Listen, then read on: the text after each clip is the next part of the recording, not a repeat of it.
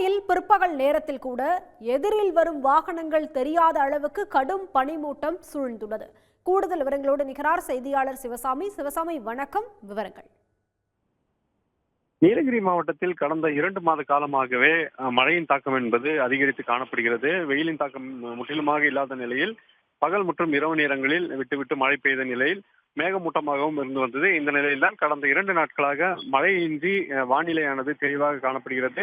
நேற்றைய தினம் வெயிலின் தாக்கம் நன்றாக இருந்த நிலையில் இன்றைய தினம் காலை முதலே மதியம் வரை வெயில் அடித்த நிலையில் இருந்தது. குறிப்பாக உதகை நகரில் இன்றைய தினம் மதியத்திற்கு பிறகு கடும் பனிமூட்டம் என்பது சூழ்ந்திருக்கிறது.